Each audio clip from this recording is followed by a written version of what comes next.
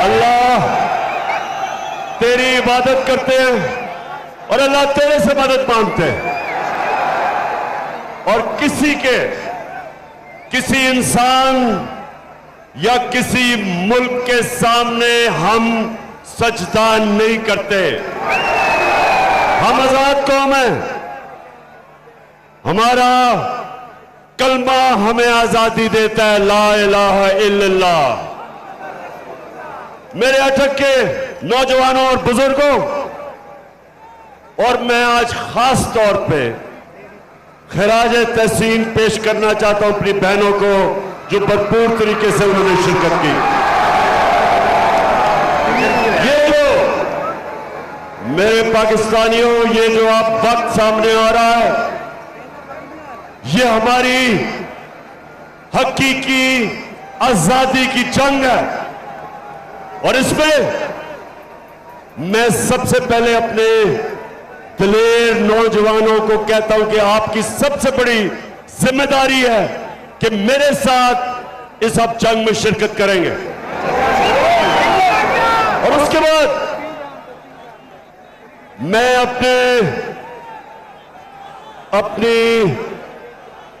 अपनी ख्वातीन को, अपनी बहनों को, सबको कहता हूं कि आपने शिरकत करनी है। जिस तरह तहरीक पाकिस्तान में हमारी ख्वातीन ने शाना बशाना हमारे मर्दों के साथ उस तहरीक में शिरकत की थी। मेरे पाकिस्तानियों, ये हमारे मुल्क पे एक फैसला कुन वक्त है। बहुत बड़ा फैसला होने जा रहा है कि क्या हम एक आजाद मुल्क बन के रहेंगे या ये अमरीकियों के गुलामों की गुलामी करेंगे। ये फैसला कुन वक्त है। मैंने फैसला किया है कि ये पॉलिटिक्स नहीं, ये जहाद है। मैंने ये फैसला किया कि मैं किसी सूरत, जब तक अल्लाह ने मुझे जिंदा रखा, मैं कभी इन चोरों को, डाकुओं को, गुलामों को कभी कबूल नहीं करूंगा। मेरे अटक के गयूर शहरियों और खास तौर पे मेरे दिलेर नौजवानों, अब सब तैयारी करो। और मैं सबसे पहले आपको यह बताना चाहता हूं कि क्यों हमने अपनी आजादी की जंग लड़नी है। देखिए, दो तरह की गुलामी होती है।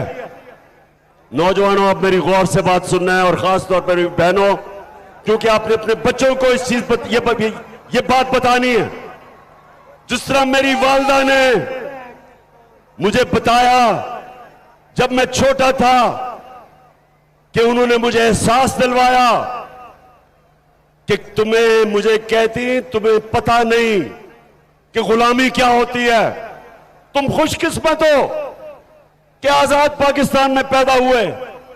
हम एक गुलाम हिंदुस्तान में पैदा हुए थे। और गुलामी यह है कि जो पाकिस्तान और हिंदुस्तान था, यहां के लोग ऊपर नहीं जा सकते थे क्योंकि ऊपर अंग्रेज बैठा था। हमें अंग्रेजों की जंगें लड़नी पड़ी। लाखों लोग हिंदुस्तान से पहली जंग अजीम में कुर्बान हुए अंग्रेजों की जंगों में, और फिर दूसरी जंग अजीम में यहां से लाखों लोग जाके अंग्रेज की जंग में मरे। और अरबों डॉलर हिंदुस्तान के लोगों का पैसे से अंग्रेज ने अपनी जंगों में इस्तेमाल किया। यह है जबकि कब्जा करके आपके ऊपर लोग गुलाम करते हैं। लेकिन दूसरी गुलामी कि जब हमें हुक्म मिला एक अमेरिका से हुक्म आया जनरल मुशर्रफ को कि तुम अगर हमारी जंग में शामिल नहीं होगे तो हम तुम्हें बम मार के तुम्हारा मुल्क तबाह कर देंगे। अंग्रेजी में उसने कहा, we will bomb you into stone age. तो क्या हुआ? बदकिस्मती से उस वक्त जो हमारे मुल्क का सरबराह था, उसने अपने लोगों की दिफा नहीं की, घुटने टेक दिए और हमें फतह किए बगैर हमें अमेरिका की जंग में ले गया। हमारे 80,000 लोग उस जंग में कुर्बान हुए। 3 गुना हमारे फौजी, अमेरिका से 3 गुना ज्यादा हमारे फौजी अमेरिका की जंग में कुर्बान हुए। $100 अरब से ज्यादा पाकिस्तान का पैसा खर्च हुआ उस जंग पे। 2 किस्म की गुलामी, एक को कहते हैं कॉलोनियलिज्म, जब आपके ऊपर फतह करके एक मुल्क हावी हो जाता है, जो अंग्रेज की गुलामी थी, और दूसरी को कहते हैं पाकिस्तानी और नौजवानों नियो कॉलोनियलिज्म, के फतह किए बगैर आपको गुलाम बना लेते हैं। और यह हमारी बदकिस्मती कि हमारे मुल्क ने जब से हम आजाद हुए और जब से हमारा अजीम लीडर कायदे आजम, जो एक गुलाम हिंदुस्तान में एक आजाद इंसान था, जो मेरा लीडर था, जो हमेशा हम उसको लीडर मानेंगे, ईमानदार था, दिलेर था और आजाद था, खुददार था। उसके बाद कभी इस मुल्क ने, कभी भी हमारे मुल्क ने, सिवाय छोटा सा वक्त था कि भुट्टो ने कोशिश की, जुल्फिकार अली भुट्टो ने, कि पाकिस्तान आजाद फॉरेन पॉलिसी बने, हमेशा हमें हुक्म मिलते थे, हम अपनी आजाद फॉरेन पॉलिसी नहीं बनाते थे। और आजाद फॉरेन पॉलिसी का मतलब कि वो फॉरेन पॉलिसी जो अपने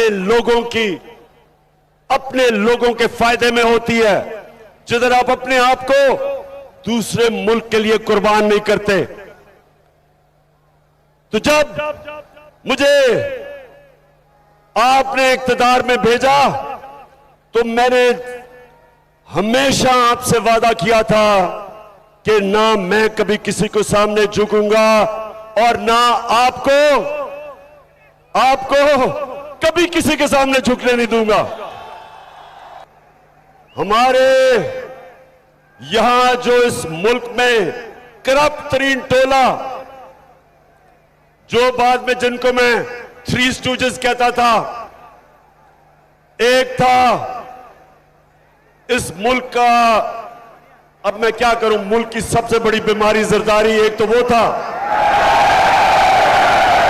और 2 भाई जो 30 साल से इस मुल्क को लूट रहे हैं। एक बाहर बैठा हुआ, वो बाहर बैठ के पाकिस्तानी फौज को बुरा भला कहता है, और छोटा भाई जो भी बूट देखता है पॉलिश करने शुरू कर देता है।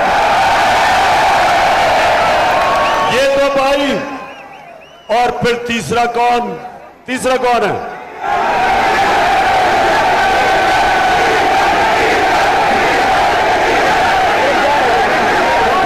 तीसरा जो 30 साल से इस्लाम को बेचता है।